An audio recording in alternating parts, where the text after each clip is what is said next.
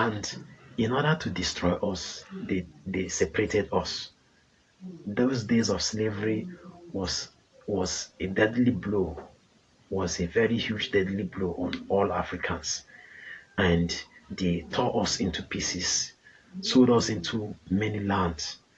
But today, some of us are coming back and coming back to ourselves. Let me tell you something about consciousness.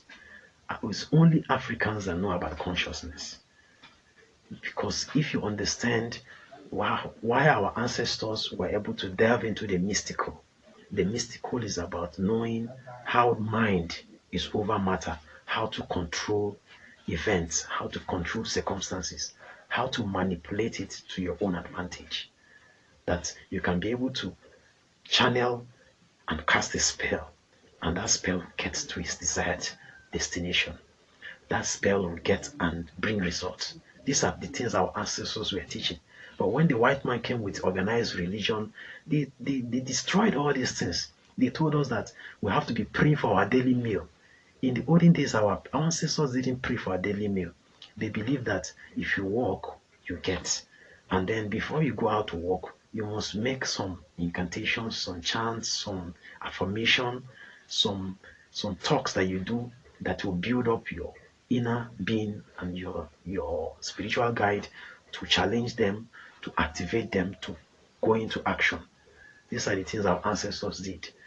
Back in the day, our ancestors didn't, they were not into this prayer that looks like prayers of slaves that were begging for their daily meal, where you have to bow, you have to kneel and bow and pray for your daily meal. Our ancestors usually sit like the one sitting on this chair comfortably, and then they make decrees. They make decrees. They speak out what they want to happen in their life. And those things, because words, when used into action, create results. And when these things start happening, it's not a surprise to them because they were part and parcel of that event. So these are the things that when the white man came, he was astonished. He was surprised. He was, how did these people be able to achieve this? And in order for, he realized that if we continue like this, we'll become superpower. So in order to make us powerless, they realized that we had power to control things. Have you seen where an African is controlling rainfall during an event? This thing was very surprising to them.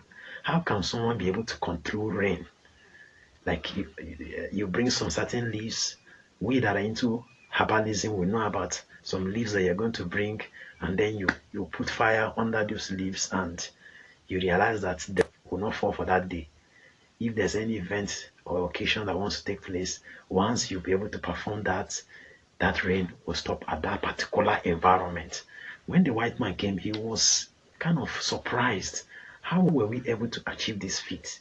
And that was where envy, to me, it was issue of envy. Envy entered. They realized that the only way they will stop us from becoming superpower is to separate us. Then they scattered us. Selling us into slavery and encouraging slavery at that time made our people to lose their humanity, for people to lose their focus and lose their consciousness. All they were looking for was how to prevent themselves from being sold into slavery or finding what to feed. So they are not talking about how to become liberators, how to empower others, and how to make the environment to be the best of what it should be. So I am very, very happy that today so many Africans, especially in the diaspora, according to what we're seeing in the news, they're coming back to their senses, they're coming back home. And I encourage this to go ahead. So I want to make this play. If you're an African living in the diaspora, please try as much as possible to make sure something from you, any monetary support, comes back home. I know why I'm saying this. Anyhow, you can be able to send, no matter the token, it could be $100, it could be $200, any amount you know that it's like disposable. Sending these monies down to Africa, it goes a long way. We're not using these monies only to feed the poor or feed the less privileged. That's not my own angle. I want us to maintain our sacred temples. because some of our sacred temples have been desecrated. And apart from that, some of our sacred temples are under threat because of organized religion are trying to gang up because they have their numbers. So, and we know that if any of these sacred temples have been tampered with, it means our heritage has been tampered with. Because once you have tampered with people's heritage, the people are lost. So I don't want tomorrow that my children or grandchildren will not remember that I existed.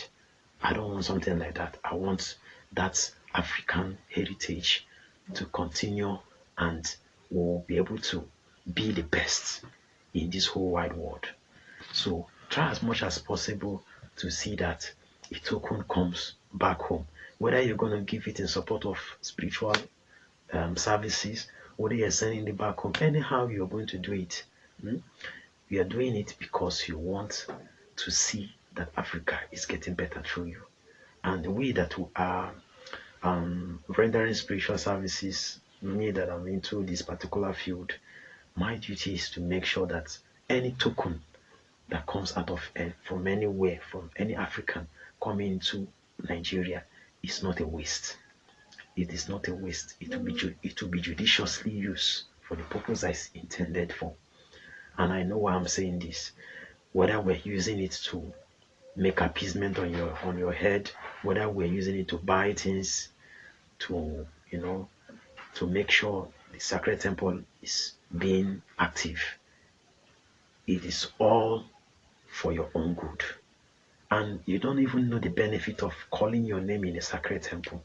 You don't know the immense benefit. You don't know the immense benefit of your name being mentioned in any sacred temple. And I urge you all that if you find time that you want to travel, maybe you want to go out for vacation, come down to Africa. Forget about what they tell you about safety or insecurity. Come down to Africa. Nigeria. Try, if you don't want to go to Nigeria, you can go to some other parts of Africa and move around, meet the people, meet the locals, sit with them, and find time to visit sacred places or sacred sites. I will tell you how enriching it is. When you go back, you will never want to miss that moment. Just like our festival that is coming is very rich. You see people, you see crowd, you see how it is a beehive of activity. People are joyful, joyous, trying to connect and build with spiritually with others. Okay, to end this video, my target is that we should not allow African heritage to die. When you talk about ancient civilizations that are no longer in existence, is because the people were no longer together and they were scattered. Just like today, when we talk about Europe, what they know as Europe today, Europe is still ancient country.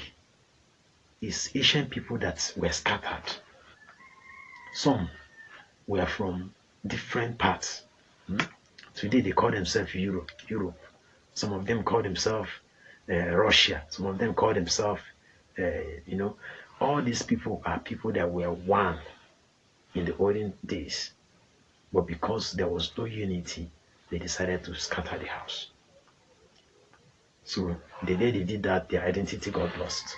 They created a new identity. But if you look at them closely, the old identity is still showing in them. The old identity is still showing in them. There's nothing new that happened. So we should not allow such a thing to happen to Africa. Africa is one, and Africa must remain united. So I'm going to do an extended version of this video because it's getting longer here. And in case you have any question concerning what I've just said here, or you want to make any remarks or any contribution, you can use the comment section, or you can chat me on WhatsApp. If you want to have a one-on-one chat with me on WhatsApp, I also run an Alpha consultation service. It's Alpha divination. In Alpha divination, we use it to check what spiritual forces know about certain circumstances or situations that have happened, or the one that is intending to happen. So if you want the service to be rendered to you, chat me on WhatsApp. WhatsApp number is 09040113281. And please try as much as possible to subscribe to my channel if you're watching me for the first time. And like I stated earlier, kindly like this video. You can drop a comment at the comment section. And that's all for today. Thank you for stopping by. Yagazie.